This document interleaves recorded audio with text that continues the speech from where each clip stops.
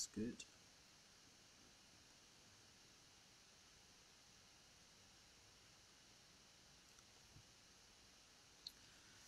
Hello, Assalamu alaikum. My name is Yunus. I hope you guys can hear me.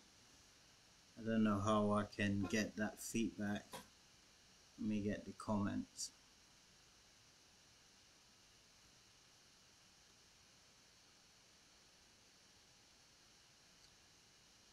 Yeah, someone gave it a thumbs up. I think that means that you guys can hear me. Okay, this is my first talk. Hopefully, not my last. As you're probably aware, I set up a Facebook page to start a conversation because I think I've written enough.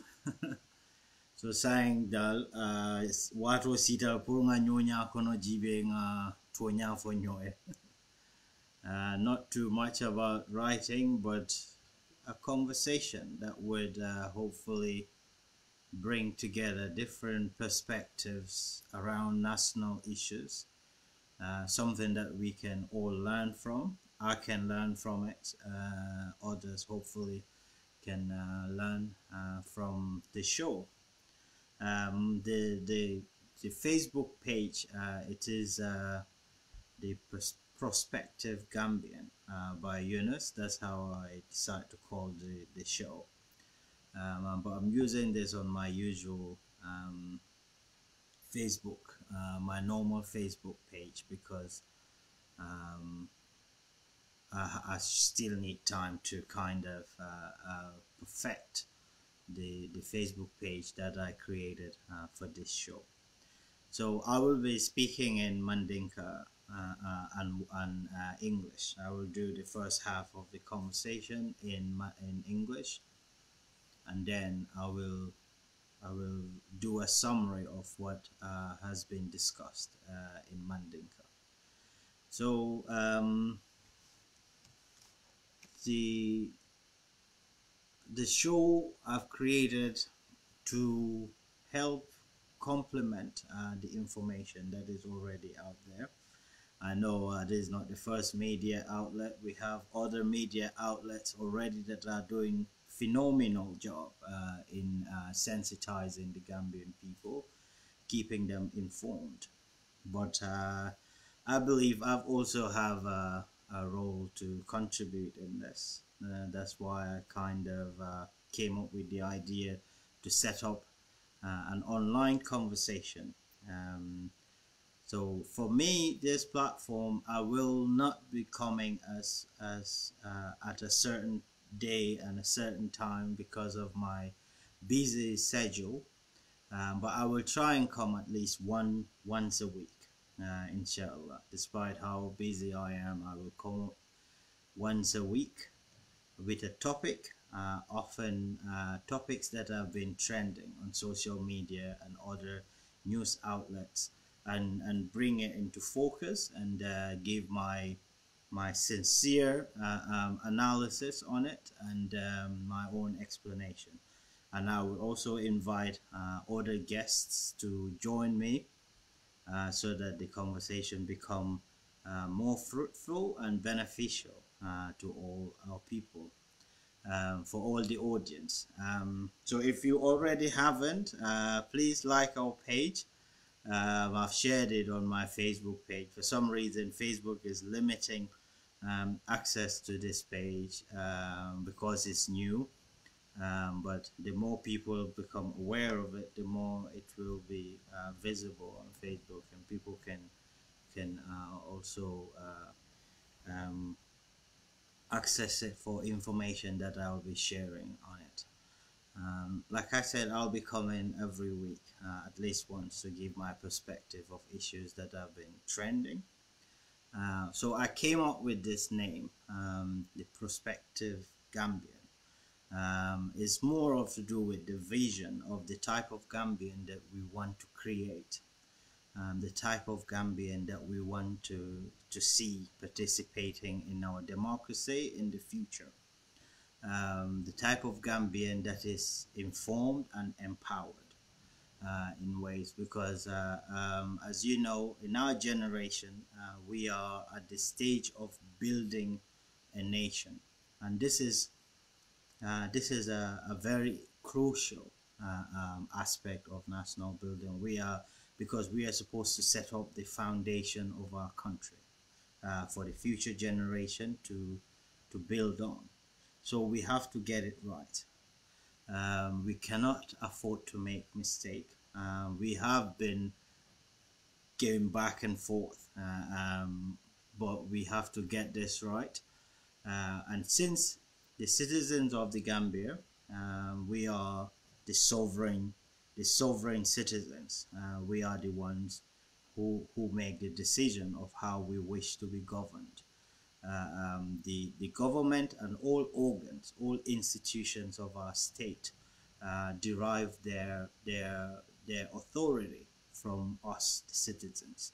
So we have a significant role to play, because the decisions that we make collectively, these are the decisions that shapes our circumstances, that also shapes our reality. So if you think about it, by every measure of our observation, you will know so far the decisions that we've made um, are not are not yielding any results, basically, any at least desirable results that we can say that we are proud of, results that we say we will benefit from, because as you know, we are still classed as a third world country. We are very poor. We are struggling with basic necessities. We are not even close to getting these issues resolved, because if you ask me, we are not even there to diagnose the fundamental causes of the problems that we are facing. So it's the conversation that would help us to correct some of the aberrations that are plaguing us as a people. So I just want to add my voice to that. I've been in the Gambian social media, at least conversation, for a while now. In that period, I've interacted with a lot of people, and I've learned a lot from many of you guys. Many of you guys have inspired me. So, but we are gonna continue on that trend, to influence each other, to inspire each other, to dream big as a people, to do better as a people, and to aim for the results that we believe is the best for us, and prosperity. So today, what I want to talk about is I wanted to talk about the government white paper a while ago when it was first published. But I went on a trip, I traveled, and I came. I wanted to start, but then I had to order some of the equipments that I need to do this show. So those equipments arrived yesterday. So that's why I'm kind of coming on today to do my first discussion. So I would be joined by Madi Jobarteh, to give his perspective on the government white paper and the remarks that the VP Badar Juve made today, that was trending on social media. We are all elated by it, because we believe it is a step in the right direction. Hold on, let me send my this link.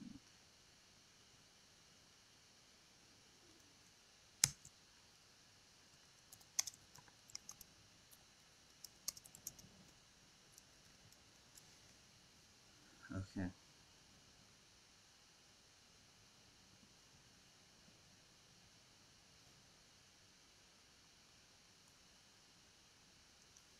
Okay.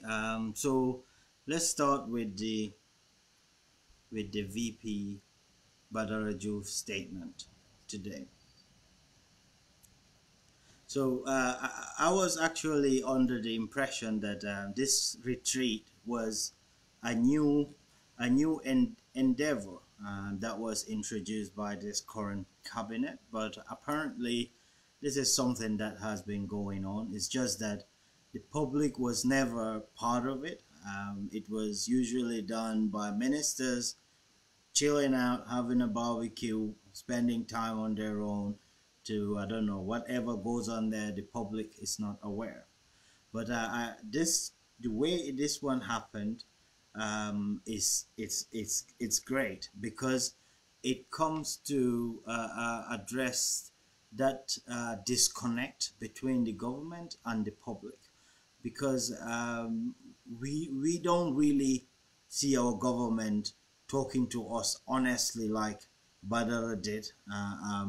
We know they hold cabinet meetings, and sometimes the people will come out. The people will, after the cabinet meeting, the spokesperson will come and speak to a few journalists and tell us things that do only raise more questions than answers. Things that are not very clear, very vague. And what this does, it sparks rumors and speculations and misinformations. So the fact that we're hearing from them directly, talking about issues, is refreshing, and I think the government should continue on this trend because transparency is what the Gambian people voted for. So they should continue on these kind of events, involve the public, and so that they can create that window of dialogue. It's not dialogue per se, because the public were not welcome to contribute to the discussion, but it's a start, definitely a step in the right direction that will benefit both the public and the government themselves, because these are issues that people have cried about many times. The public have continuously cried on these issues. We need the civil service reform. We want this important machinery of our government to be competent, to be impartial, and to have a sense of direction into where they want the country to go. And the politicians are the ones who are supposed to create a direction through their policies. But like you said, like Dr. Badara said, that we're not even sure what our foreign policy is. As I am aware, it is very vaguely described to us. It's like anything that you do that will promote the image of that country. So nothing really specific. So in Badaraju's conversation, he definitely stepped on a few toes. The fact that he even mentioned that the government don't have a foreign policy, that shows, that brings then questions to Tangara. Tangara has been in that position for over nearly 6 years now, and he is seen as someone who is competent because he's even kept his job after the new cabinet came. So to Barrow's standard, he's doing something right. But we don't know. And for a vice president then to come and say that we don't have a foreign policy, that really raised a lot of eyebrow on what Tangara has been doing all this while, because the foreign department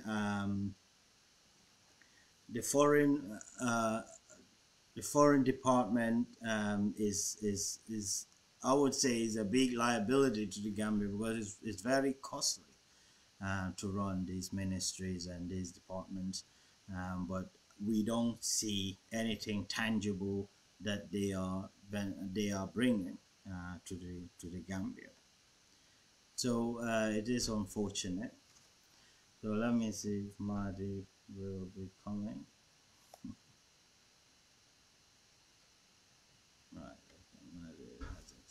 message yet. So, what do you think about the Badr Rajuf statement? It is very bold. He's shown a lot of moral courage to step up like that and speak honestly from the heart, uh, um, defiantly. And I would say some of the NPP folks are coming up with this notion that he was talking for Barrow and all that. I don't think so. I don't think he's talking for Barrow. I think he had an epiphany, like sudden and intense reflection on his part. And that is triggered perhaps by being elevated to a new position as vice president. He has been in the Ministry of Higher Education for a while, and some of people are trying to get that as the yardstick to gauge his abilities, which is all right. Well, we can always look at someone's track record and see how they've performed in the past, and that way we can have a realistic image of how he can perform now in his new role. But I believe that we were gonna give him a chance because he spoke in a language that we've not really had any government official, much more a vice president, speak in such a tone, in such passion about. Hell is folks calling me, man. Sorry about that. Someone has called. So we've seen him saying, if Barrow, this is what I'm gonna say, if Barrows don't want it, he can remove me. What that tells me is this is not something that he has discussed with Barrow beforehand. He's unsure what Barrow's reflection would be on this statement, and that's why he had that defiance. And I think that comes from the epiphany that he probably had, because he's just it comes out of the frustration that he's been part of the government that had been either unwilling or unable to act or even to acknowledge the cries of the people. He and it doesn't have to be that way. Rather than the government trying to manage the emotions of the people, knowing that the inevitable is happening, which is people are suffering, and we have an option to run away from these responsibilities and try to either shift blame on someone else or some other factors that they do, than confront the issues head on. Like people like us who are constantly on Facebook talking and trying to point out some of the, what we don't want the government to transform Gambia overnight. We are pragmatic people. We know what is possible. What we want to see is the government to show that they have their hands on the handles of issues, and that's the frustration that is reflected in what the vice president had said.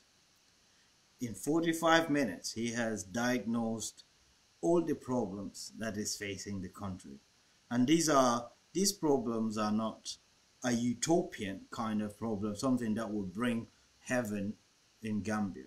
This is just a foundation. He talked about issues ranging from civil service reforms to handling some of our internal challenges, that is security and prices of food commodities and stuff. And he talked about youth employment, the backway syndrome, and these are pertinent issues that Gambian. So you see, he is vulnerable at this time because, like I said, the message that he was saying, he didn't clear this with Barrow. Because if he cleared it with Barrow, he wouldn't be defined to show that if Barrow doesn't want, no one wants to hear this truth, let them let them remove me. Let Barrow remove me. And we know some of the cabinet ministers will not like what he said. People like Ahmad Ba, even some people close to Barrow will then go on to talk to Barrow, either to misinterpret it to him, but they will try to drive a wedge. And this is where I see Madi's Jobarteh's support for Barrow, for Badara Juf came from, because Madi Jobarteh is trying to protect Badara Juf, because right now what Badara Juf needs is public support. Um, he may not have political will, and he will be faced with challenges because he mentioned things like the mafia cartel that is present in Gambia. And I don't want to accuse anybody, but we know there are some of these people that are accused of being the mafia people who captures the state machinery. These are some of the closest friends and allies of the president himself. So the vice president calling these people out, he is bringing Barrow into it. Whatever benefit Barrow is getting from these people, he's bringing it onto the table. And now it's up to the public to defend Badr Juf and to make sure the issues that he raised are kind of looked at both by the government and the parliament. And he mentioned things about how these things can not only be implemented, but to also be gauged. He said there'll be dashboards where we can look at the progresses that are being registered in these areas, such as civil service reforms. He didn't mention corruption directly, but he alluded to it somehow indirectly, because he said that the police can stop people and ask them for attire and ask them for food, and that is some of the issues, because the police were supposed to be the people who should enforce the law. But if the police are not adequately trained, adequately remunerated, adequately equipped, they will be compromised, and they cannot enforce the law if they are compromised, because some of these people will be standing in the boiling sun for hours, not having food, not having, some of them will not only ask money, but if they see food in your car, they will ask if they can have some of it. That doesn't really tell well. Some of the police officers, some of our civil servants are.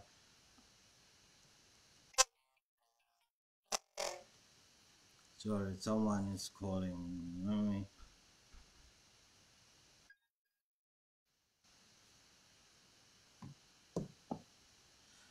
Okay, Madi Jawati is calling to join.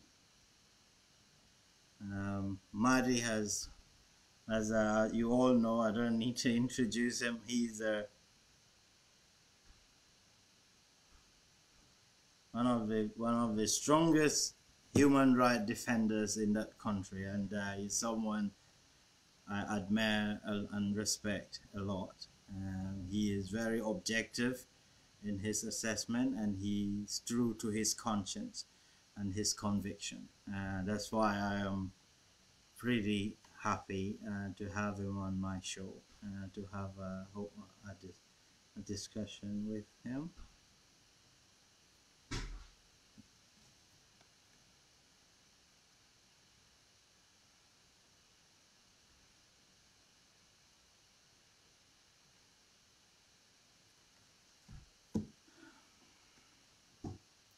So thank you for watching. If you're watching, this is my first kind of appearance on the discussions that are looking to start. I am gonna be raising top issues to be discussed. Every week I'll come up with some issues. Some days I will come up with health topics, and hopefully we can all learn from it and benefit from it.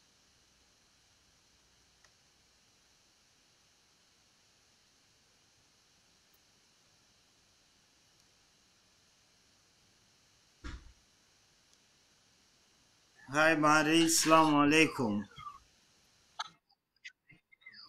Hey, okay, Yunus. You Thank. hear me? I can hear you loud and clear. How are you? Yeah, I'm fine. I'm Thank you very trying to much. relax at home. Thank you very much for joining me on such short notice.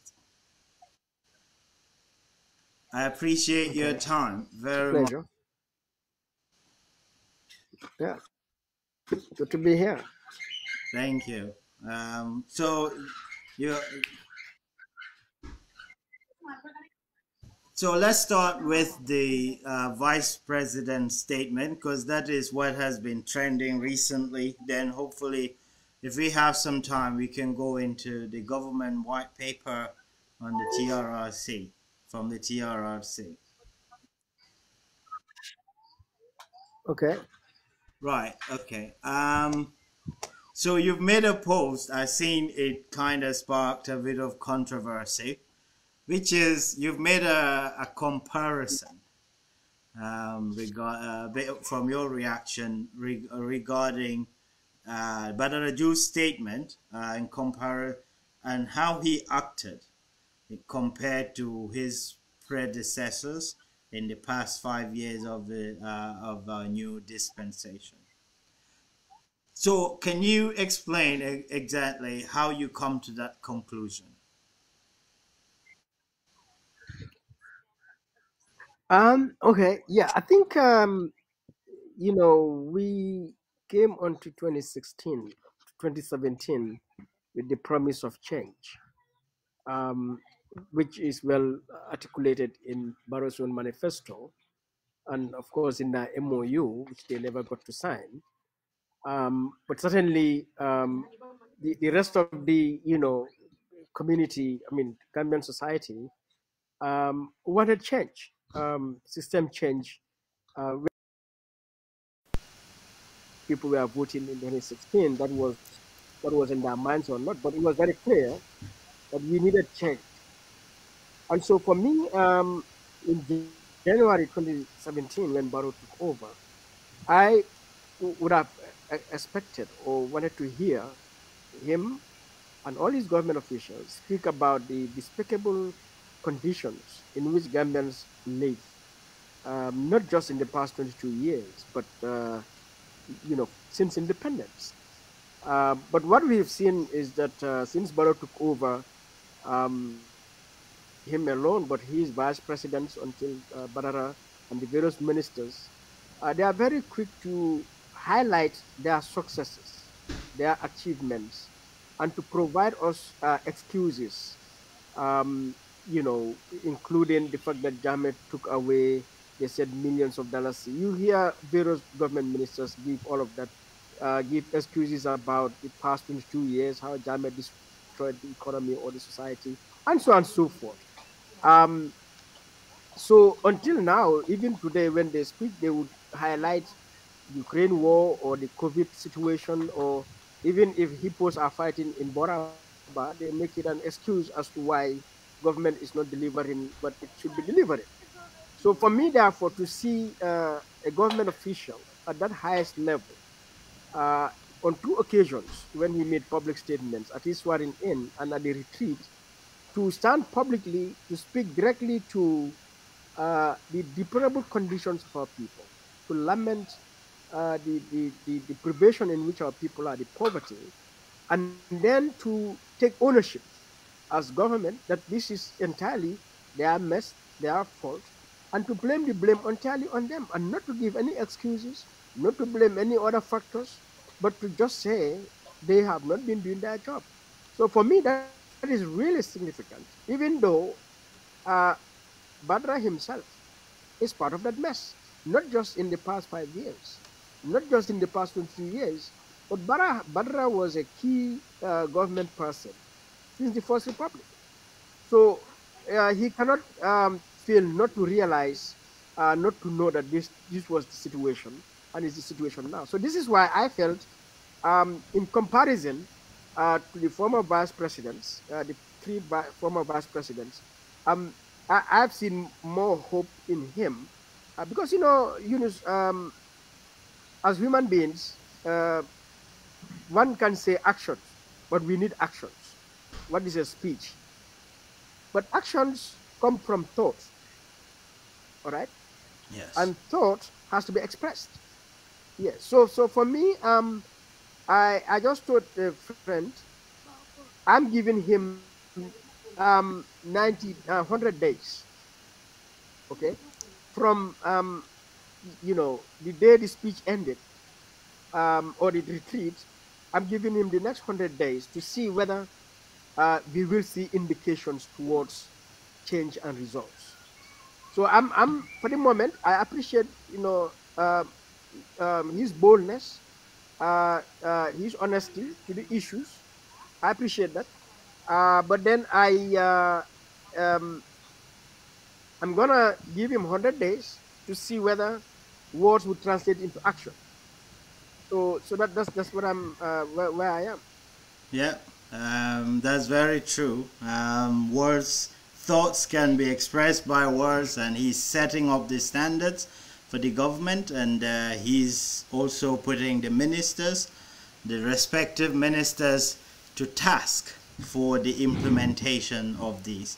So that is, like you said, for that kind of statement coming from someone from the highest authority of the land, and not just within the cabinet, but also a vice president who is tasked to steer the agenda of the government, and starting to task and delegate some of these issues to various ministries for implementation is refreshing to hear.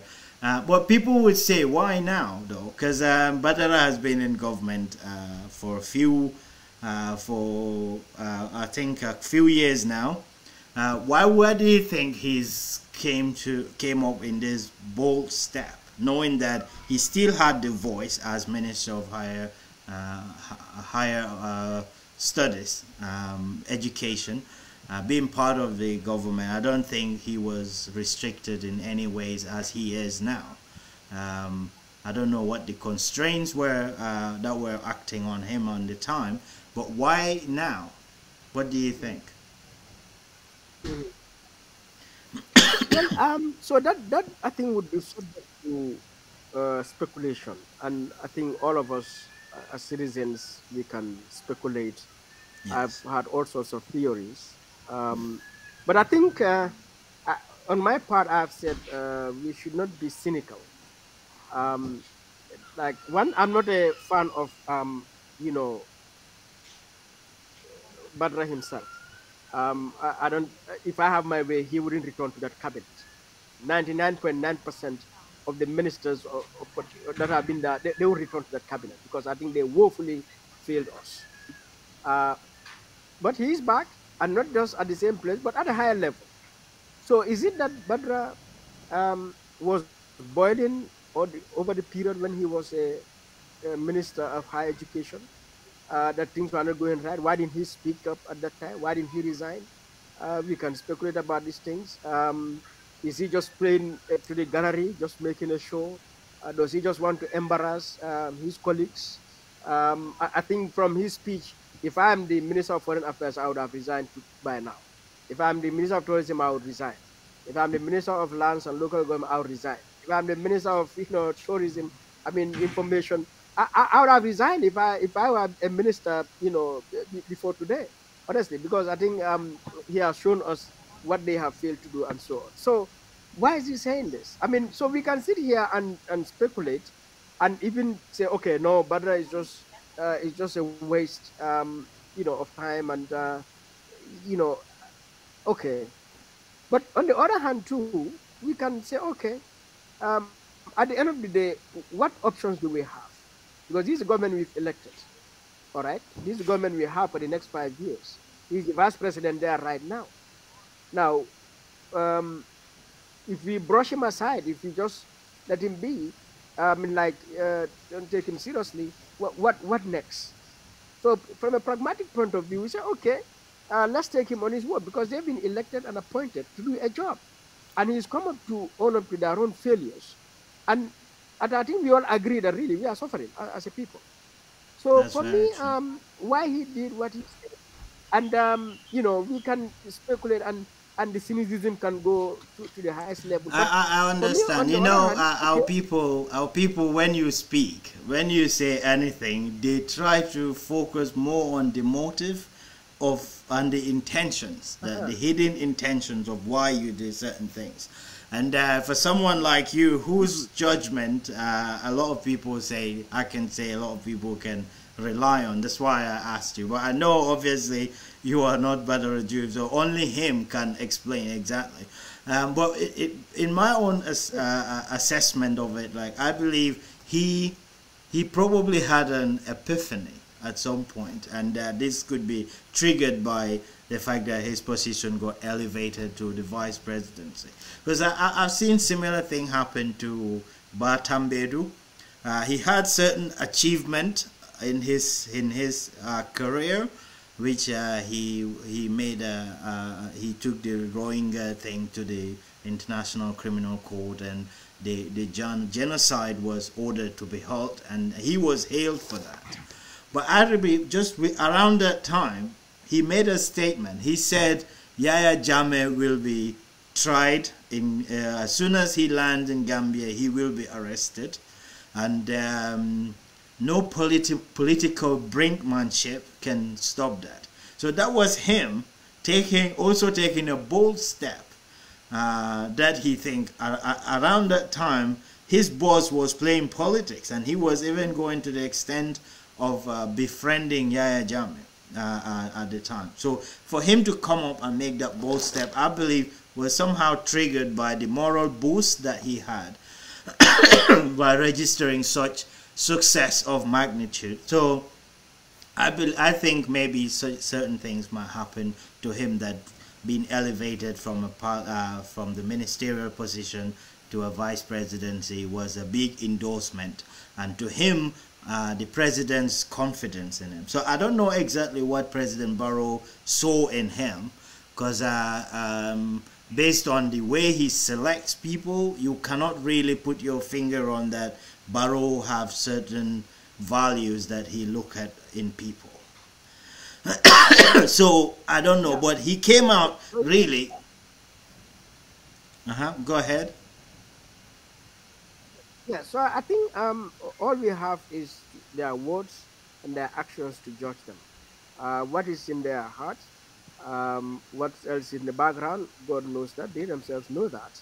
And Yeah, so what Bar said, I until today, I appreciate that comment that he made at the legal year celebrations. That if yeah, Yajame accepts his food on the stand, he'll be prosecuted.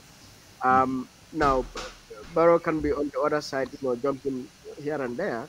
But also, we recognize that at the swearing-in ceremony, not just Badra, but Barrow himself spoke on a totally different tone that time, from what he used to speak about since yes, 2017. So for the first time, his speech that day was very good. I mean, he spoke about all of the things that we have been lamenting since 2017, for which they have called us names, including trying to burn down this country. So when Barrow spoke, and Badra in these two occasions, and now at the retreat, that you would think these are some activists standing at Westfield lamenting the problems of the country, and so we'll take them for that. And I would think, I mean, again, if I also would like to speculate, is that probably you know Badra was talking because he must have had some tete-a-tete with the president, and they have all recognized that, look, we have to change, all right, yes, and probably the president said, look, I give you the full reign, let's make this happen, all right. Probably that's the confidence also he has to come out and hold no, I mean, punches, and just release as it is, and yeah. So as I said, for me, I'm giving him 100 days to see whether we are going to see any significant changes in the way they're conducting themselves. right. Thank you very much. So, 100 days is fair, I think, by any standard, 100 days. But what do you think are the likely challenges that the the vice president may face in pursuing the implementation of these things. Because he, I think he stepped on a few toes in this discussion. He mentioned that Gambia's foreign policy is non-existent, basically, and he talked about some of the cartels that are capturing the states, and he talked about even certain ministers, tourism, and all this. They probably would not be happy with his remarks, and not being happy with his remarks would mean they are likely to not comply or even help him in pursuing this vision for Gambia. What kind of challenges do you think Yeah, I think he may face? yeah, yeah, I think his primary challenge is coming from the cabinet itself, from Barrow himself and his ministers, and there are a lot of notorious ministers down there, and he named them. I mean, Hamad Bai is already a subject of investigation by the Petitions Committee of the National Assembly because he is listed, named in the petition by the GT board staff that is submitted to the National Assembly. So I hope sooner or later he would be called to testify. Land issues, it's very clear that, Musa Drama is hugely involved, with a lot of, the mess that is with the land issues. So that needs to be looked at. And of course, foreign affairs, what has Tangara been doing there other than traveling around? That's all. He may have, because he's there very long, and he may have good associations with all the powers that be around the world. But then, what is the effect actually at the end of the day? Gambians are getting deported. People have suffered in the Middle East. Our young women, um, you know, um, and so on and so forth. I mean, the relationship we are building, what is it getting us?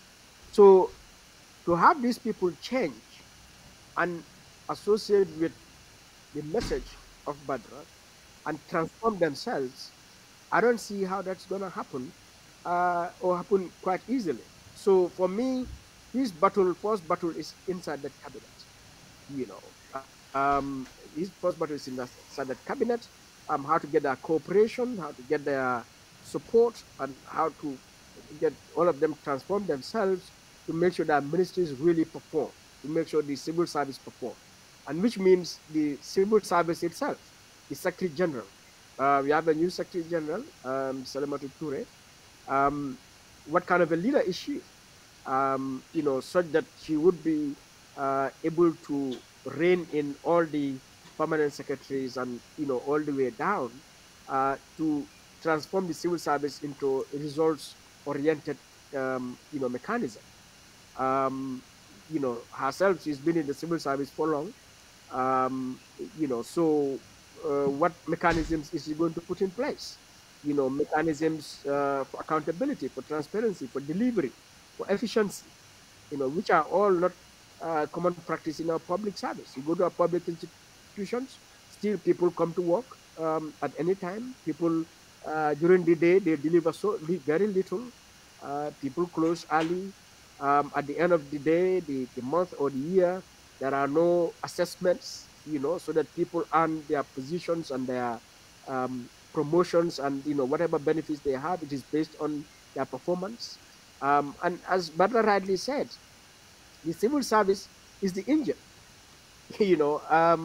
Any advanced country we look at, whether it's UK or Sweden or Japan, um, the development of that country, of those countries, um, rests on the civil service. Without an efficient, a professional civil service with integrity, honest, the private sector cannot function. The economy will be messed up because um, they will encourage corruption. You know, um, Yeah. for anything to happen in the country, it goes through the civil service. I mean, they are the regulators. They register companies. They monitor. They enforce the laws. At all levels. So ultimately, if that civil service is weak, corrupt, it means they will not enforce the laws, whether it's the police or whether it's Pura or whether it's the Ministry of Education or whether it is the NAWEC. They will not enforce regulations. They will not deliver services and goods efficiently, quality services and goods. So at the end of the day, our development, our good governance rests with the civil service. And if anyone understands, especially the Gambia where we are, for me, I take the most important position after the president in this country is the Secretary General. And if the president only understands the meaning of the civil service, he would come to realize that even not the cabinet, but the most important person he needs to look at is the Secretary General to make sure the Secretary General is delivering and making the civil service deliver. Absolutely. Full stop. Thank That you. is it. Very You know. true. So Very yeah. true. I totally agree that he will face some resistance starting from the cabinet colleagues themselves. But the issues that he raised are pertinent issues, and that's exactly what we employ them to do. That's what they are there to do. That's what they are paid to do.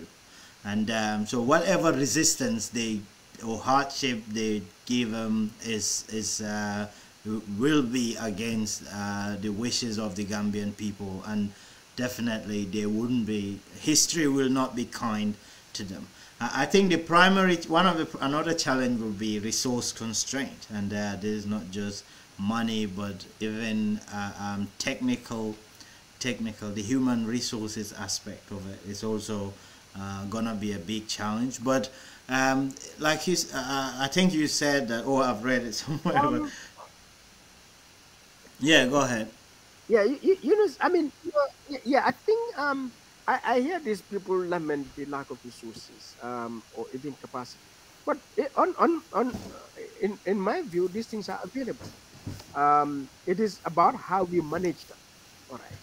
How Look. we utilize. I Okay. tell folks, one just needs to look at the Janet Commission to see the huge millions of dollars and dollars produced by our public enterprises.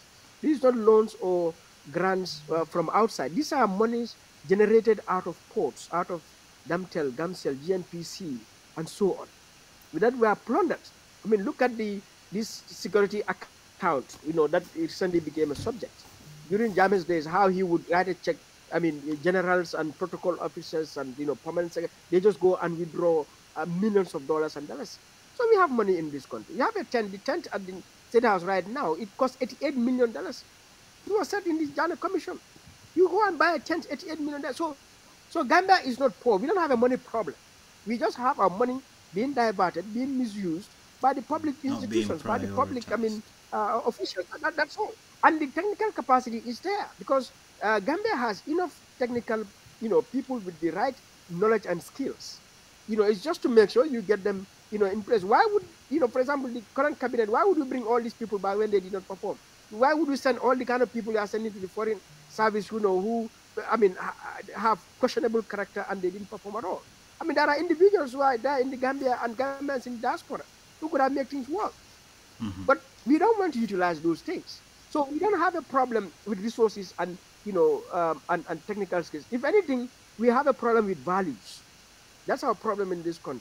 That's Values. where I This agree. disregard of values. Values that can be found in our religions, in our culture, in our constitution, and other laws. Values of honesty, of responsibility, of patriotism, of being accountable and transparent. Those values is what is in short supply. But money is not in short supply. Skills and knowledge are not in short supply. They are here, ampagai. So, That's very do we true. have a president who cares about those things? That is the thing. I mean, I just read ports paying dividend of a certain 90 something million, 90 million or so to government just a few weeks ago. All right. The last time port paid a dividend was some few years ago, $5 million. Within 2, 3 years, they're now paying a dividend of 90 something $1 million. How is that possible with all the COVID in place? So at the end of the day, the public enterprises, they are enterprises. Why are they not paying dividend to government?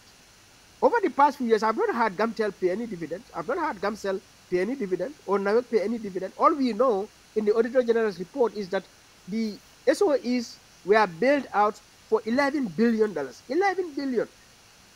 Man, you know, So these it's are kind of supposed to make profit for Gambian people and pay dividend, but and they are taking money from us and not even paying it back. 11 billion is a lot of money. So I agree that his values and that they are not setting the right priorities for our people, and they are not. I don't know, but they don't seem to be exactly. thinking along the right lines. But that's why I am inspired to come up and add my voice and try to enlighten our citizens, because I believe it all comes down to our citizens. We are allowing the government to get away with, like, all the informations that you are sharing here. These are all valuable information that our citizens need to hear. And if and there is also a problem with Gambian Mali. I don't get it. People can hear these things and just come to conclusion, to some extent a resignation, showing that it is bad. It should not happen. Barrow is bad. But that's where it ends. People cannot make any action in any way to make sure the government does not go they put a check on the excesses of the government, because this government get away with so much without our people saying a word. I see you talking all the time, Yeah, but yeah, yeah. But I mean, yeah, absolutely right. And I really appreciate that you decided to come up with a platform like this, um, which we need really. I think that a lot of things, um, in one sense, we need to, dissect it for our people to understand. Because we get into a lot of non-issues, destructive issues, and we seem to forget about ourselves, about our history, our experiences as a people, and our very purpose, and which is very unfortunate. So I think platforms like this is good, but also I think we have to make some of our institutions also, we have to hold them accountable. For example, the political parties. I think one of our greatest, if not our greatest liabilities, have been our political parties, really. When you look at a political party, they run the government, because political parties in any democracy, they produce the president, they produce the national assembly members, they produce local councils, they produce mayors. These are the people who manage our public resources, our public institutions, our institutions of governance and development. So political parties are, they are the pillars of our governance and development. Yet we sit here in this country, our political parties appear as if they are just village kafus. I mean, or there are some osusu or some, rural, clubs at the. I mean, the fundamental issues are happening, and you don't hear about them, or they speak about these things in a way that you wonder. I mean, do these political parties have the requisite people with skills and knowledge to sit down and analyze situations? I mean, for God's sake. So I think that is a big problem, and I really think until we address that, and of course, you come to our civil society as well. There's a lot that needs to be done. So sometimes, it makes you want to lose hope that in your lifetime, can we really see change here? And when you look at it, Gambia has no reason, absolutely no reason, why we should be in the state that we are in right now. Why cannot we be at the same level as Singapore or even above? What is the reason? You know, because you're of right. It leadership all comes at the down to national level, leadership. at the yeah, Leadership, that is leadership, it. leadership. Because we have Leadership no should reason. pay. Yeah. Yeah, Leadership should pave the way and inspire people towards the right direction. Help set off our purpose and goals to work towards to achieve. So they are really failing on that, and I agree. The political parties are not vocal enough to be confronting issues, because they are support. These are all missed opportunities for them, because if they highlight some of the government's failures and some of the corruptions, then they are showing to the people that they are the best alternative to this, and they acknowledge that these things are wrong, and they are the one who are able to provide them with the best alternative. So they are failing on that. I totally agree. So I thank you.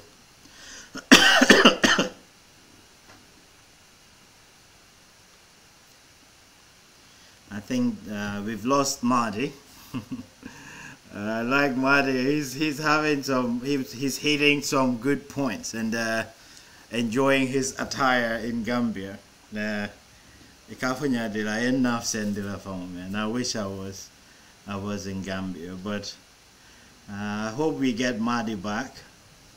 If not, definitely we appreciate his time and his valuable contribution, not only today, but to his continuous support in defending the truth and what is right. So I think we just gonna move on to the TRRC report, the government white paper that was presented, I think a few 2 weeks ago. Like I said, I was gonna also give my perspective on it, but I traveled.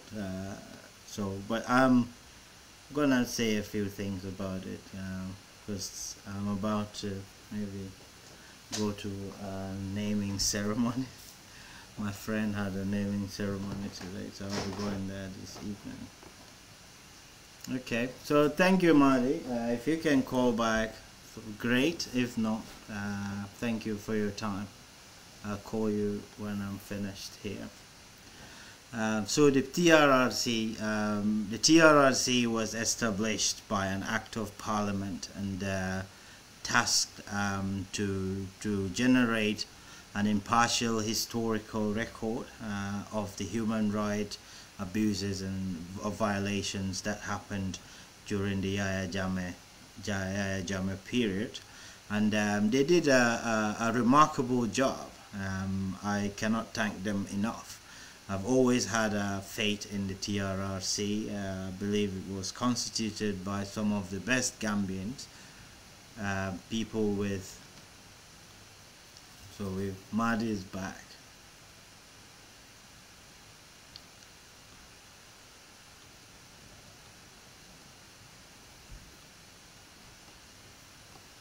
Hello, thank you very much for joining us again.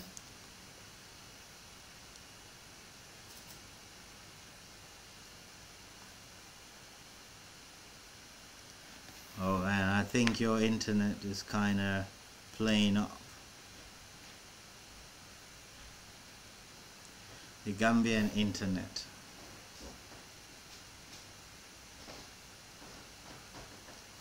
Right, Madi is having some connection issues, but let's keep going. So, like I said, the TRRC, I've always had faith in them. I think they are all very competent, very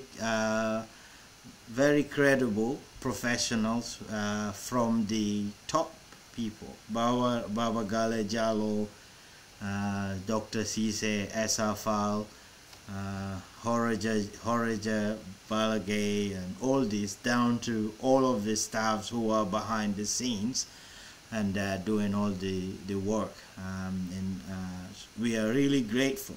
I personally, I owe you all a debt of gratitude for the remarkable work and embarking on some of the most important work that of our generation, really, because as SFL has said, if we don't correct the ills of the past, we will be sowing a catastrophe for the future. And that's what they did. They revealed the truth. While some people try to deny this truth, that's their problem, because any reasonable Gambian would admit that the truth has come out in the TRRC. We know everything that the TRRC was reported. We all knew that it was happening. Even before we had a change of government, we all knew that these things were happening. Pandering by I must acknowledge his contribution, Panderi of blessed memory. He did a tremendous work in reporting some of these issues that has been going on. Some of people like me, he's the one who kind of brought that to my face, to know exactly that the country is going through some really turbulent moments. So the least that we could do is to speak up and add our voice to the change process, and alhamdulillah, the change happened. But these things are not new from the TRRC. They're things that have been talked about. Anyone who don't believe it is just living in self-denial, and anyone who was part of the system at the time, and they attempted to look the other way because they don't want to, they are pursuing their self-interest. They were acting to, because Yahya Jammeh was not Yahya Jammeh. People made him Yahya Jammeh, not just the indigenous people, but the people who are willing to work for his government and act as his political agents to propagate his regime.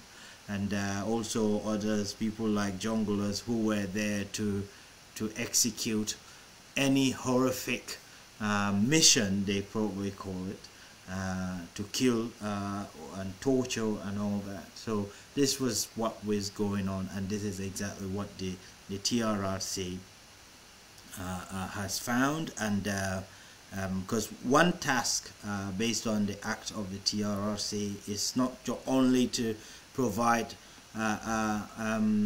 reparation for the victims, which I think they did. Whether that was adequate or not, they have given victims some reparation.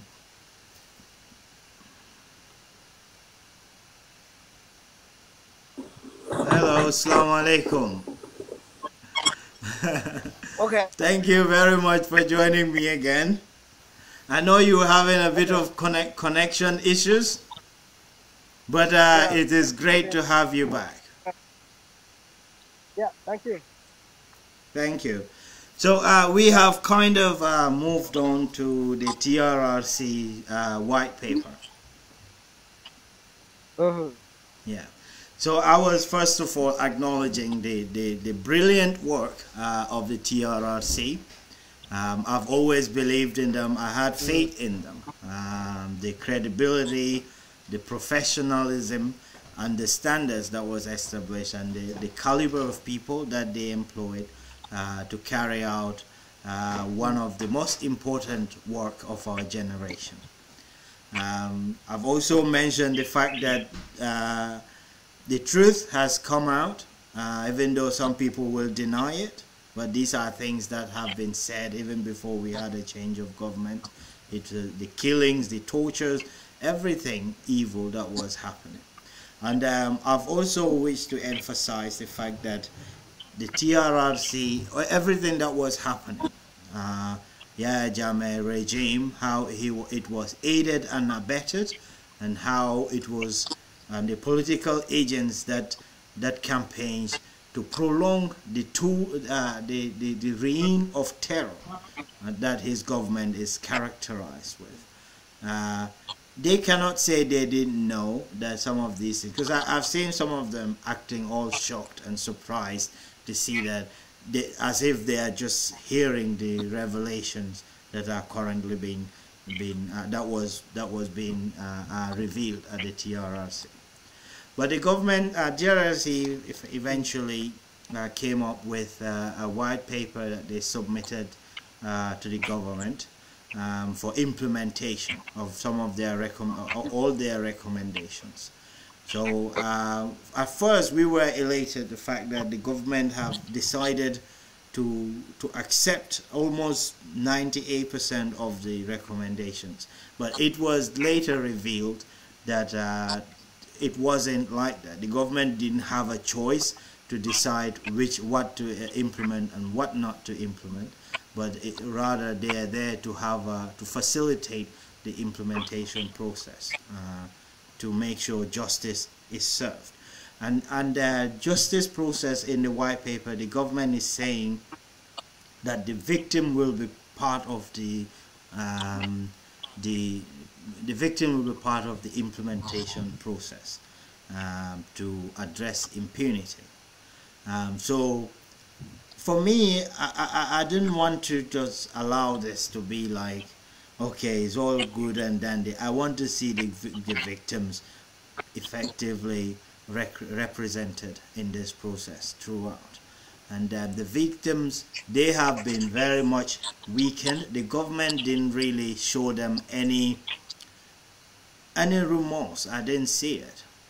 Even on the day that the white paper was launched, I've seen the former vice president who was given platform to speak on the occasion, but she didn't say anything. You can say that she is standing on behalf of the victims. She was talking about some of the that the people have to be patient, that with the Ukrainian war and all the global issues, this implementation will take time. And I am very impatient with this because I know some of these victims have waited for justice years and years. Since over 20 years ago, some of them have been victimized, and some of them have died waiting for justice to occur. So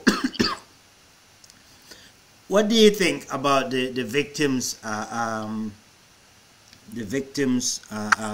role in the implementation? Mm.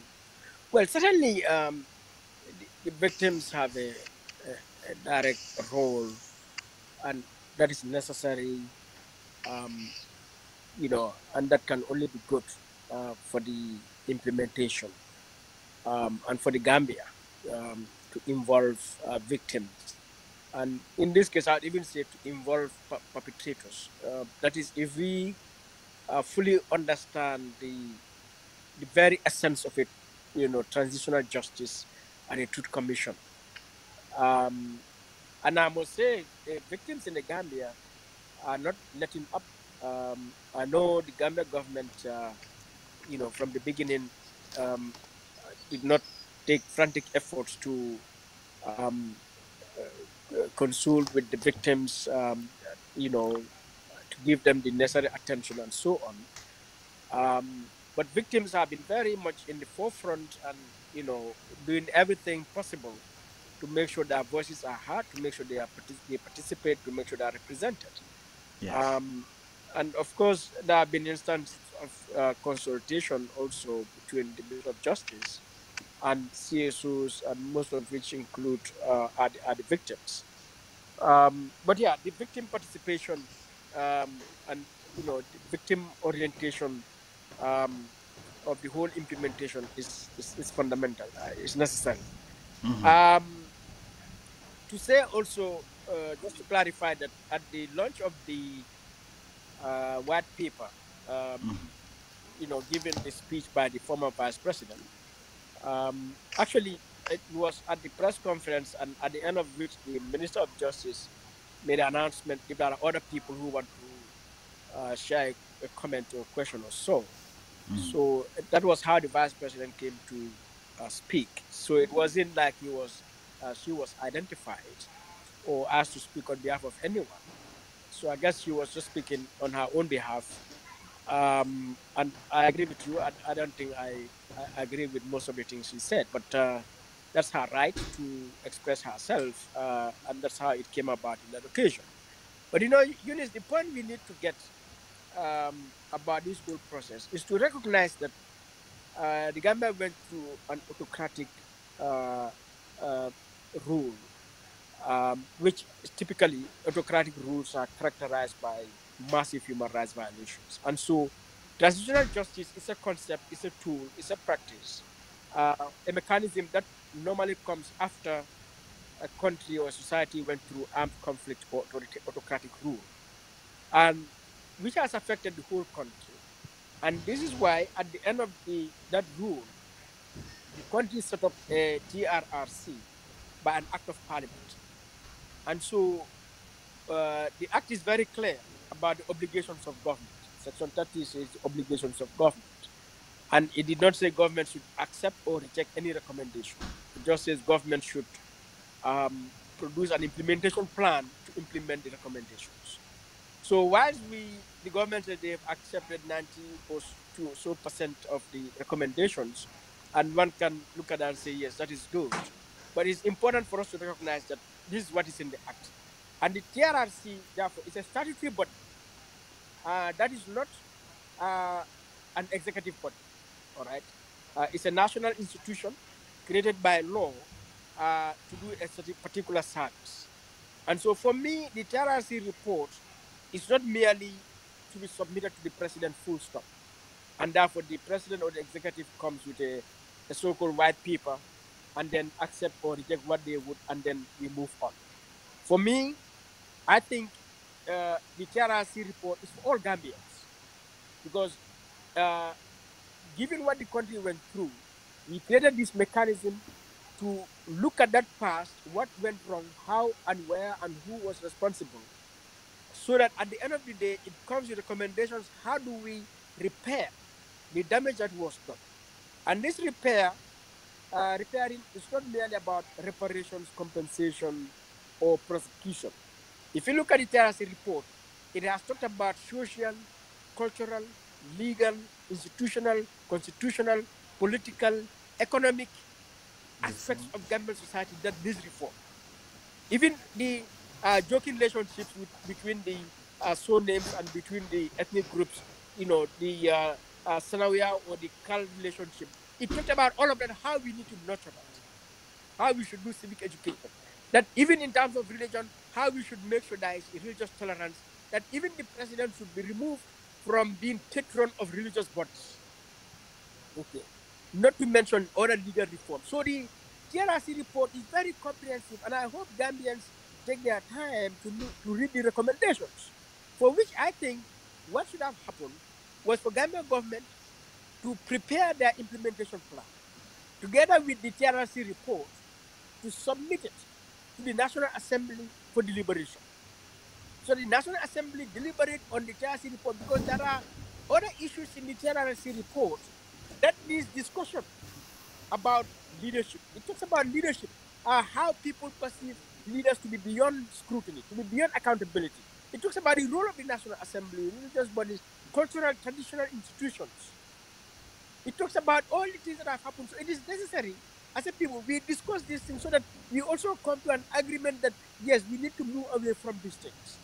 And therefore, the National Assembly to come with a resolution, including a resolution to validate, to accept the government's implementation plan, if needed to amend it, but to come with a resolution on that implementation plan and the TRRC report itself to be adopted as a national instrument and to be backed by an act for the implementation of the recommendation of the National Assembly to be passed, implementation of the TRRC report to be passed by the National Assembly, and then all other necessary legislation that may eventually have to come, as it is said in the TRC report or the white paper, like victims' bill, can come later.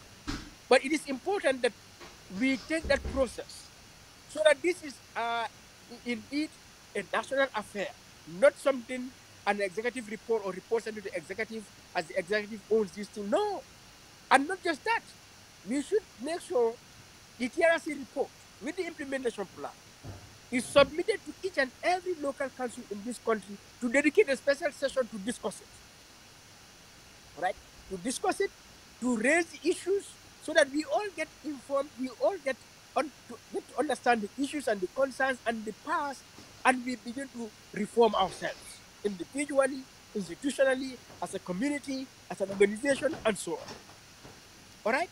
We need to make sure this report is submitted to the national, to the Supreme Islamic Council, to the Christian Council, to other religious bodies, to also read all the relevant parts of it, media, to every section of Gambia. Dedicate your time to get to understand what is in this report in order for us to transform, remake the Gambia. So for me, I think we are taking this TRC report in a very light, in a very insignificant way. And if we are not careful, we are going to have the Johnny Commission scenario, and that will be very tragic. It will That be. will be very tragic. So, I don't know, but I have raised these things as much as I can to anyone who cares to listen. Whether they are National Assembly members, government officials, people in the civil society, friends, I've raised these things every day almost. But I think the approach we are taking, it may not be the wrong approach, but it is very weak, and it is not going to get us there. We need to take this thing as a matter of, a national priority. Why is it that it's a month now, almost? The TRC report is not in the National Assembly. A special session should be dedicated to the to the TRC report and government's implementation plan. They produce a white paper, but where is the implementation plan? When are they going to start implementation? You said you'll create certain institutions, say prosecution, sort of office or department in the Ministry of Justice, a special kind of court. When are you going to do this? Where is the legislation to do this? So we need timelines. We need timelines to know when you want to do this, what is the budget required. There are budgetary issues. For example, it says the West African migrants, they should be compensated $32 million. $32 million. Now,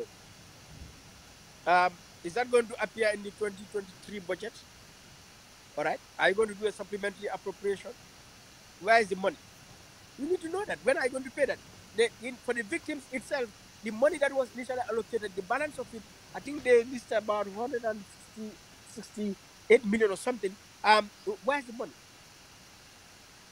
So there are a lot of things in the report that people need to know. And there are a lot of, contrary to what has been said, that only 2 recommendations are not accepted. No, there are many recommendations that are not accepted. Because, some recommendations, it appears as it is accepted. When you read the details, the government's comments, you realize, okay, they are not accepting this. Or, the way they accept this thing is like they're not taking responsibility. So we are going to send this to the Medical and Dental Association to look at that. We are send this thing to the Public Service Commission or to the Police High Command to look at that. But there are, a number of recommendations that, basically no position is taken. Or a position taken that seeks to counter the recommendation. Because look at the issue of the DG of NIA. I mean, who is government to say, no, this is outside of the TRC mandate? That, for me, you are defending the Director General. Accept the recommendation that the Director General go to court and defend himself. And argue that this is outside of the mandate of the TRC. The case of Yankuba Sonko, why would you tell us, no, I mean, this is, there is more evidence in favor of Yankuba Sonko. What more evidence? Let him go and present the evidence himself, but accept the recommendation as a government. Don't provide any defense for anyone here. The issue of Samsar is there. Even that police superintendent issue is there. They will submit this thing to that place. Why? So for me, the white paper needs also a lot of scrutiny. And this is why I have raised within our civil society sector, we need to tabulate the white paper point by point. I mean, recommendation by recommendation. Look at government comment by comment to get to understand really what is the meaning of this comment. So is that something that the parliament was supposed to do? I think there should be a parliamentary committee to look onto these recommendations. What do you think? Yes, and the necessary parliamentary committees are there to do that. But first of all, it should be that the government recognizes that the TRC recommendation is beyond the executive. That it should go to the National Assembly. That National Assembly understand that this is a matter of national priority importance. That we are going to dedicate a special session to discuss this. All right. So that the necessary actions that need to be taken, we know, and then the process begins to take them. So I think people need to call on the speaker. People need to call on their respective National Assembly members to request that they demand that the TRRC report plus the government-wide paper be brought to the National Assembly officially so that there is a whole extraordinary session on the TRRC report, because the TRRC report is that important. You know, Very is that much. important? Mhm. Yes. But if we let it go like this, I think we are not doing ourselves good. Yeah. It all come down to citizens putting the pressure on government to do what is right. That's another failure on our part that we are not looking into these details like as much as you are, because I was also under the impression that the government has accepted. Because when you read every recommendation, I think maybe there's like a trick the government use, because they will say the government, they will start with the government accepts the TRRC recommendation. But when you go into the details, deeper and deeper into the details, you see that some of these things are being excused and they are being sidestepped. But the implementation process, the time frame of it, some people are suggesting that it will take a lot of time and people have to be patient. Um, what do you think about that? Because I don't think, as a pragmatic person, I know some of the constraints that would be there. But I think we can still accomplish this issue within a reasonable time frame, where the victims can have full closure, and then we can have the reconciliation process and the healing process to also commence. Because these are the sooner we get these things done, the better for the greater unity and prosperity for the Gambia. Yeah. So I think, Yunus, what we need is just a serious, committed government that recognizes the trauma that this country went through, the urgency to um, implement the DRC recommendations in order to transform this country. That this country already has suffered so much, has wasted so much over so many years, so many decades, and we don't have any more time to waste. So the idea of let us be patient, I don't know what is the meaning of that. I would like to have someone who holds that view to break it down to me. Let us be patient. And you hear people say you cannot do things overnight. I don't understand that kind of language, honestly, because do they mean literally overnight, like overnight today, tomorrow? If they mean metaphorically speaking, like how many months or years is overnight? And what is the point, really? So what we need is a serious government that recognizes the urgency of this thing. All right, which means to take all efforts, all right, to use all resources, to use all opportunities to make sure we do this work.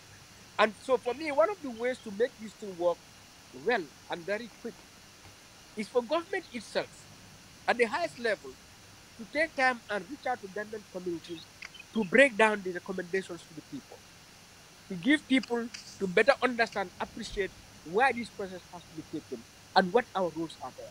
So, for example, one failure is that the release of that white paper, the best person to have done that was the president. Because the presence of the president, the remarks that the president would give there to speak to Gambians, to give the whole exercise, the whole event, the whole document, the importance it requires. You can Very have your true. Minister of Justice by your side, your Vice President by your side, your Speaker by your side, and the Chief Justice, and all the important institutions by there. But then let the President himself lead the nation to say, look, this JRC report is our life, is our future, is our destiny. We need to transform this country. There are a lot of injustices, not just in terms of our laws, our constitutions, but there are a lot of cultural, social practices. There are a lot of injustices based on misconception, misinterpretation of the religion itself. That we are oppressing each other, we are harming each other, and it has to stop as a civilized people so that we create a clean, a safe, a secure, equal, and just society. So nobody is most better placed than the president himself. But beyond that launch is to go out to the communities, to speak to the people, look, why this is important. right? But I don't know.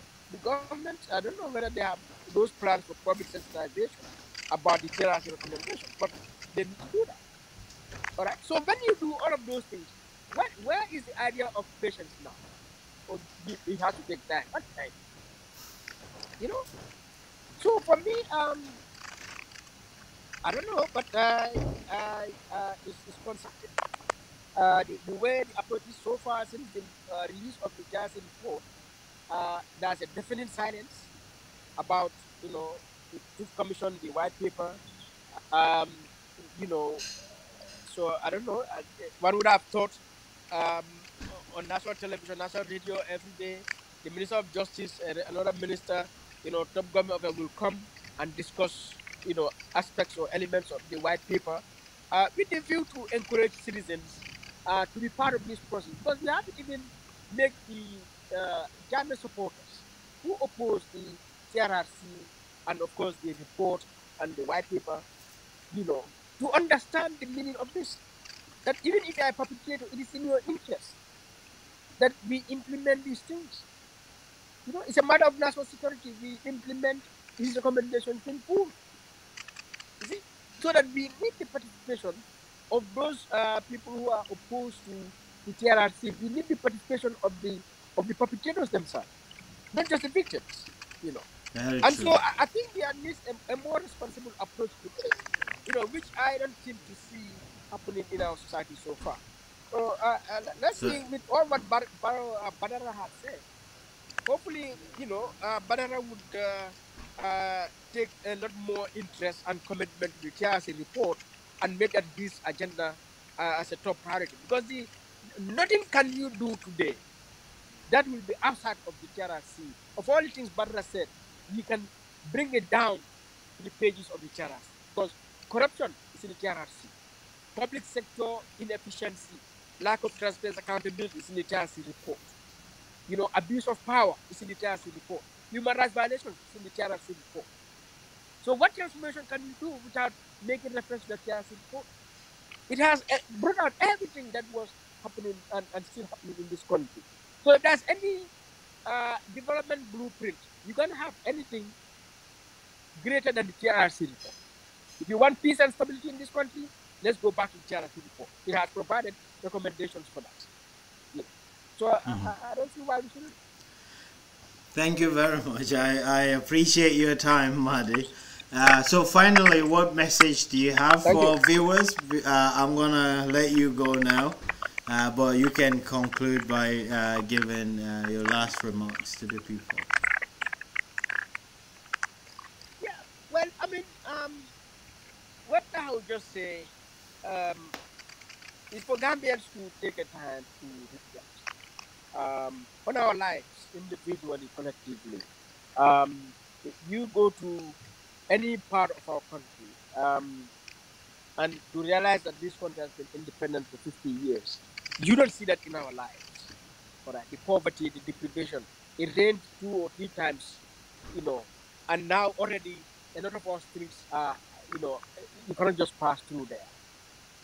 I mean, why? All right, and one can point to bridges and even roads that have been built. But yeah, Jammeh built roads and bridges. It did not end the poverty. It didn't end the deprivation. You go to any other country, North Korea, they've built some of the most massive infrastructures. But do they have freedom? And so on. You can point to even Libya. Gaddafi built, massive public infrastructure, state and public service. At the end of the day, I mean, Libyans, how to fight each other, and they're still fighting each other. One can sit here and, bring in external factors to say, yeah, it's the West over there, and so on. But at the end of the day, I mean, we live in this country, others live in that, and we know what is happening. So, governments need to, therefore, begin to uh, you know, look at themselves. All right. At Yeah. the end of the day, we have religion in this country. Everything. We are a people with culture, and we have our cultures. We have tribes in this country. All right. We have laws in this country. But at the end of the day, um, poverty is rife, injustice is rife, corruption is all over the place. Where is all those cultures and our religion and so on. So we need to begin to ask, do we even understand what we believe? Do we even understand our laws? Why are we not abiding by our laws? Our public institutions, why are they not delivering? You know, for the past 50 years, we have all the important necessary institutions here. Why are they not delivering? So people ask questions. Why, until today, basic service like electricity, we cannot make it available uninterrupted for the rest of the country? Water supply. Why should people die in a hospital, or women, as they give birth to a Gambian, they have to die? You know. So for me, really, we same path. We are going to produce the same results. You know? We are going to produce the same results. But can we create a society where we make sure there is accountability? Yeah, at home, in the neighborhood, in the community, accountability in our churches and our mosques, in our institutions, public institutions, in our organizations, in our companies, in our government. There is accountability, to make sure there is justice. Yes, to make sure there is, delivery, there is performance, that results are produced. And I think, fundamentally, that is our problem. We don't have accountability. In our political parties, there's no accountability. One person would sit at the top for donkey years, and we still come back again to justify why this leader should be there forever. I mean, how can we progress? Really? There cannot be any So progress in I that. think at the end of the day, until we make accountability central in our life individually, in our institutions and organizations and homes and everywhere, we will not progress. The reason UK is at where they are, or Japan is at where they are, I mean, they also have religion, they also have culture, they also have institutions, and so on, like we do. But why are they where they are? It's simply because they have accountability. There is Yep. accountability. That's the only difference. But in our case, there's no accountability. So we cannot make it. And at the end of the day, even when we sit here and hit the West and blame them, when we run away from Gambia, we don't run to China or Saudi Arabia. We run to UK or France or Germany. Why don't we go to Kuwait? Why don't we go to to seek safety? So we have to think. I mean, our people got to think. Exactly. And we can do this accountability once we keep respecting each other and be ourselves. So I guess what I can really tell Gambians is, at the end of the day, everything boils down to accountability. Accountability is what will make sure we have good roads, good electricity. We have not only bridges and roads, but that we have an economic well-being, social well-being that will see us live a life of dignity. That will give us a life of safety. Yes. If we don't have accountability, nothing would happen. So we can sit here with the rhetoric, I mean, pounding our chest and, competing as to who can shout the loudest, who can claim, the name of this or that. But at the end of the day, we all go back to our poverty and deprivation and the bad roads and all the, sickness we have in this I society. know. I know. Thank you. It's very sad. Thank you, Madi. I appreciate you, man, all the time, really. Everything, your position on anything, your stance on the Gambian national issues. I appreciate your effort, and thank you so much. You are a very important asset to our country, and may God the Almighty bless you. Thank you. So have a Yes. nice Thank you day. very much. Anytime. Thank you. Thank you so much. You too. Thank you. Bye. Right. Bye. Hello. So Madi is gone now. Now it's me. I just want to talk about one last issue, and then I'll go because I have a naming ceremony to go to. So someone was texting me about this bleach, not bleach, pesticides that are being used on smoked fish. I don't know, sniper they call it. I was equally shocked that these are some of the things, but I'm not overly surprised because when you look at the condition of these markets, the fish processing areas, the environment where some of these things are sold, you know that you wouldn't be surprised whatever they act with, because hygiene is like a fundamental problem there. Um, Obviously, if you are gonna sell someone something to the people, the public, you have to make sure that it cannot cause any problem to them, because Gambia is a country where people die uh, of unexplained causes that nobody know. There are a lot of sudden death.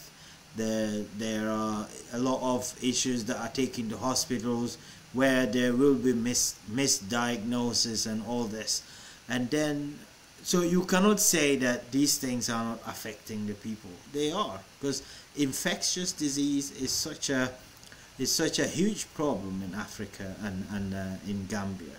So people in the Western world, it is mostly about non-communicable diseases, issues relating to lifestyle and stuff, such as diabetes, cancer, and hypertension, and some of these things. But in countries like ours, we still have significant problem relating to infectious disease, and it all comes down to environmental hygiene, personal and environmental hygiene, and that includes what we put in our mouth, so stuff that we eat.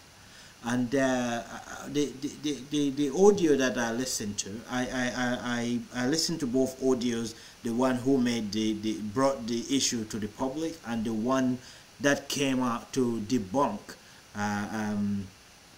the allegation. So the one who came to debunk is not debunking completely that these things are not happening. What she was saying is issues relating to the concentration of the pesticides that are being used. The concentration meaning they add water to it, so in that way it is getting diluted, and to them having that diluted to a level, a certain level, makes it non-poisonous. That means it can still do the job in protecting the smoked fish from all this contamination, but it cannot cause any health complications to people like me who want these fishes in our superkanja to eat. It is pesticides, I would say, is a dangerous chemical. It is what it does, it inhibits an enzyme, an important enzyme called acetylcholine esterase. This is found between two nerve cells. You know, nerve cells are the brain cells, and when you touch someone like that, is the nerve cells that are activated. So the position at which two nerve cells join is called the synapses. So the synaptic cleft is the space between the two nerve cells, and when neurotransmitter is called acetylcholine that gets produced from nerve cells to invoke another nerve cell, when that happens, it's supposed to happen shortly, briefly, and the enzyme that degrade it quickly come and degrade acetylcholine from the neurotransmitter, from the synaptic cleft, thereby to stop the process of nerve transmission. Pesticides, this is what it inhibits. It stops this process from happening, and when that process is inhibited, that means there's a prolonged presence of acetylcholine in the synaptic cleft, and that ways nerve cells down the line will continue to be activated, and this is not good for issues like breathing, issues like heart rate and stuff like that. It can cause those problems. It is similar to the chemical that is used in Syria.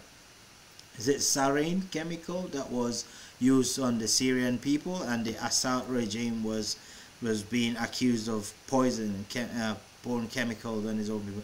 It's the same as that. The only difference is that one is irreversible inhibitor. It does when it inhibits the acetylcholine esterase, it doesn't stop it. Right? It stays there.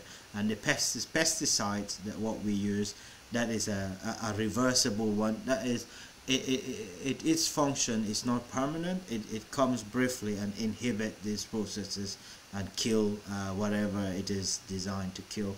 So we cannot have that in our food. I think I heard one of the doctors also said that it reduced this sperm count of the male. I don't know exactly how that happens. It probably because nerve cells are central to many of the processes that happen. They coordinate everything. They join our brain to our bodies and everything that we do.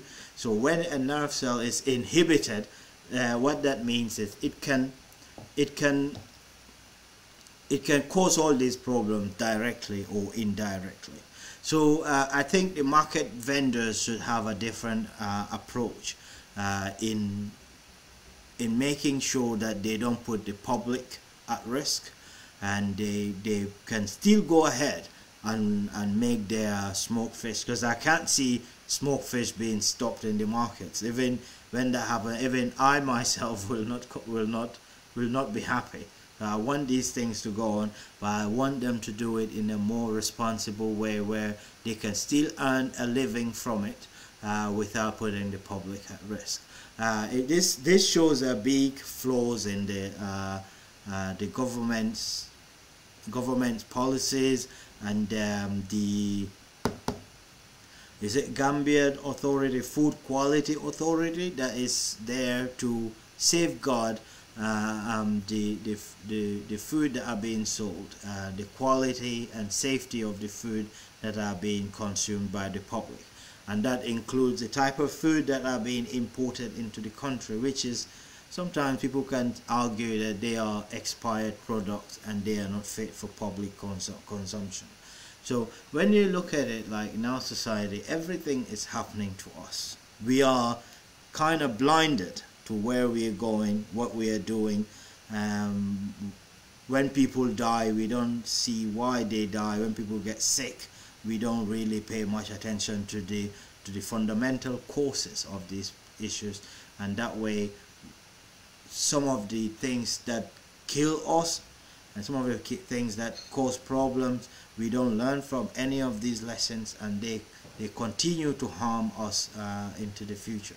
And that's something that we are supposed to be vigilant about, and try to understand exactly what we do and how, and try to have a precautionary measures to try to mitigate some of these risks, so that we don't harm ourselves, so that we can all live a healthy and long life, and be with our loved ones and our families.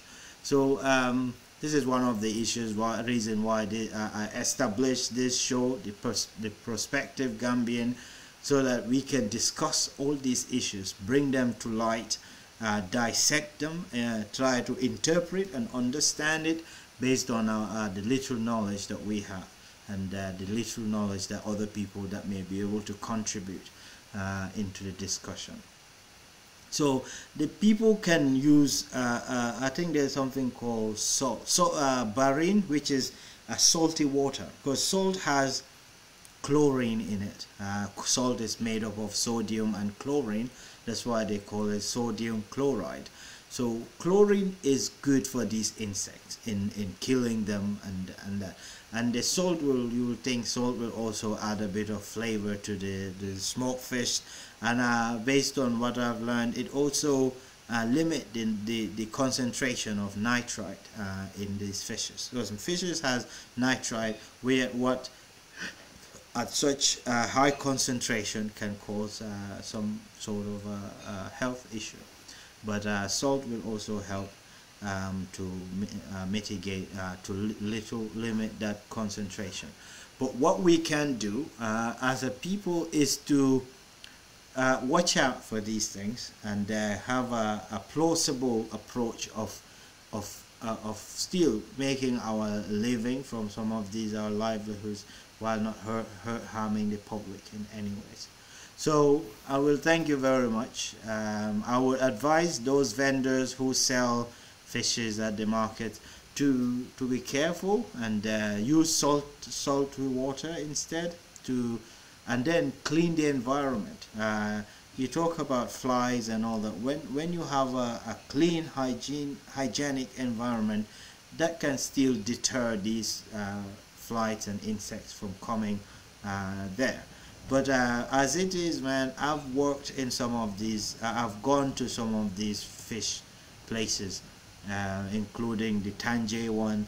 Man, the smell, the dirt is so dirty. It's unbelievable to know that the things that are processed here are what are being consumed by the public. It is not nice. When you work, you have to make sure the space, your workspace, is kept clean and tidy and disinfected, and that way you won't cause any harm to anybody, and you can still make a living for yourself and for your loved ones. So I think that's what I want to add to this thing. Now I will do a bit of summary in Mandinka, and then I will then leave to the naming ceremony that I'm supposed to go. I think I'm a bit late. I'm getting calls to go, but I don't know. It's Gambian time anyway. When you go early, you sit there waiting and you won't see anybody. So, but it's best that I come and do this show. So I was gonna go there first, come early and do my talk, but then I believe this thing will go way into the night, so it's best that I do it now, go there, then I can stay however long that is necessary to stay. So mbading mandinkol ana kamoilal Gambia no mume mbal konton na mbal jaila ntelam alnalteri malom Yunus Hydra. Mdamu birkama kolti maybe albe dolyal lonje birkama kuluta wolto ngana karanka wolto fonnata alhamdulillah be Angleterre banko kanjam be sirinja. So nganyeng diam bunda daya len ko purum fanangan kan kafu na ke kendol men kan melbe teleto suton in tili be diamu kan ilafa puruka Gambian dingol kuning puru ya long ya kalamuta banko bitaka nyame anitol nyanda ka muneke purka tina banko eta ayanta tala silo men, because ning banko tala sila kendola wa muntol bella nafati wabakela danyin wabatina la balunya nyima betara banko ka molbe left hand kendol sotola molbe domot kendol sotola molbe karang bundal wol bebe taraje ase kenol, because Gambia manke banko me anka warta amol ma wo be siake bari nyanda ka menke ngang hakilo lo kuol be ke kanyam ninga mol sindi mansa kundato nkanafo ko ha ambe sindila jele because of ni kanule munete na ngetu je manya na danawdo nyamansa kunda sindi ikabula normal ya make sure ayanta menkela I work, because na I work ntol bela na fa be world. So wala nan fana ko purunga na kacha so na kacha be tarramento kuol rek me yanko Gambia wala be kuol membe fokanje kuol membe ke kanje be karra wala kacha la ja be jata kende abunda fana kacha la, because ndenga ngado mandi sute woto karanta wol. So mfana ngandon do men soto mba katala ngamudol fana nati nang purye na benga kachada purunga make sure na mol ngeke kalamutandi and ka make sure puri fana e puru balunya nyima yeke. So wala nanganyi diambunda londi nkato mu munati nkato mu tuba counto prospective Gambian prospective game wala mundi wala ko Gambia sifa nyadi la fawol, because Gambia dingo sifa la famena ninga osodo then cool dol be me alonko wala be caring abe betiala, because niaji be ntolle banko la sembo be banko dingo le ntol citizens all homo ikunding wo kunding ye rightless or banko kan and isafo ko ha ndeda mata kunola je sembe tentela but sembo bela, because sembo we mintole nini modol kafuta na kafuta nyokan al sembo kawara, because atole ka manza kunda sindi atole ka manza kunda wulinde wadama sembe man tambi wala. So wala tenanko na kacha na nyo hakilo bulandi na make sure momu ila do kwa momenti banko la nyato tato nga nyo kalamtandi mbenga mbulo kafu nyomba okay so wala nanko lafaka o Gambia sifa le soto Gambian den sifa me alongo ay kalamutandiro ay kalamutoke ay kujamal kalamuta anen a lafta ka dake banku do koto e ka fu me democracy momo hanata rebe diamulal ida kolomo wada ma kanyantala ka falingo nati bankoka ni manza kundai ku kilinke ku kendo mbenga ka funyokan ni jayaka ni ku ke memma nyang mbenga fo kanake komba fola ko konante ya lo wote ni ko sekunda criticize konante ya manke wote ko mu banku kanolte because ya manza kunda kanu nyaonya ye president baron kanu nyaonya ye lawyer dabo kanu nyaonya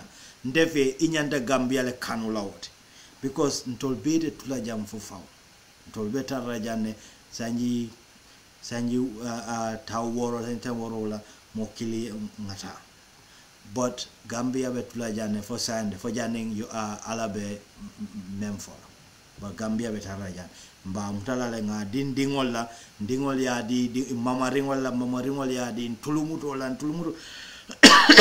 so la femme na wolo nga make sure control be Gambia men dila mama ringol la ay ke Gambia te me yanko at least officiata domande me ya lonko ite tarra sirin Gambia be mira la puruka bank bori la on banko kan kata baji o kono me yanko mo jama ka faje kata tubabdu because ndo kala fi kata damen tubabdu wol sita le la banko doku banku dingol la wulta ya make sure ko yela Madi Jobarteh anata jane ay kuma kan kilin fo me yanka wo emphasize la bake wolom accountability mumneti wala momo inyanta menkela ay ke anyama akanake ay kenin silola then nyato ta kanal but ntol Gambia dingol atutan tol labul nintol nganya kasi manza kundara ndo nganya kasi kuo kula meyanko tajirante yalam wala be caring Gambia then be problem wala create la because melbe akele be continue la because ite wo sila nyaso la Gambia noe pour ka fo nga bula ni momo diamta e mani boto dira ite malo ni mani boto muta manza kunda bula ila banku di ya be wala wafika femman jaw ya wati banku di ya so wala nan ko nata pour ngam fana nganda ka fo mol ka ngakacha mol hakilo blande nganyo kala mutande nganyo hakilo yirwande pour mbenga ke banko dinkendote pour on se do kwoke be Gambia sambaning silola yanda sala nin silo men so bi kachato nga program fulale fo wolom Badara Juf vice president no ay kuma kende ba fo amamme me yanko mo jama ba ko diamu kan anim fana ay be TRRC la white paper fana kachala kan wala TRRC nga moy nun teleto be witness all nati kan ilafa pour to nyaay sabati men keta nun ya jamela ko kono la tajirante yal nga belo so ye white paper da wolong ye kaito safe ka fu government sakunda ye nyanta menkela pour ka make sure justice yana pour ka make sure tajirante yal men keta ku jaw jamal men keta banko kan ikana ke ikana ta imang justice face so mbehola kajakan first of all Badara Juf la kumo nto ngajela ka memfo nto mobe ka wala fo mansa kundal ka wala fo no mansa ka oppositional anintol Gambia dingol merkatara social media katara wala kachaka so saying wala na mobe kontanda ka wo moy ay fo mola meya lon ko be mansa kunda fankono amanka just mansa kunda kon ay plus bale mara mansa kunda so nto ngawo jela ko muku kendolt ba nga jela fana ko Badara ay mem for maybe ay kuma jama for ko civil service inyanta le ke train ke ifenge pour ye do ko ka inyanta kala nyam nga ya fo fana ko bankola kono problem wala security ti kon kaje crime be hiring Gambia nyin lungol kono andum fana yaje ko domorol dabe kolayaren Gambia talon aning foreign policy ay kuma jamala fu mayango kuma sahayarin balwet and mba batula say ni mande Jobarteh na diamda kaye tili kemela dila ka jibe fo nyinde kela diam kensonte bare fo abe kela kulete meya lonko e ba kela le pour ka a promisol timandi dal pour ka Gambia samba ayanda tala dame so mba tula jande san kacha tula jam fo lokunala inshallah nyim programme nga plan ka ke lokun wo loko ni nata be topic donat la fana pour nga na kacha so ala baraka baka ala lamoy ku nyima to malbe tendu lamba jay lamba fala ala baraka baka ala ma suto dia thank you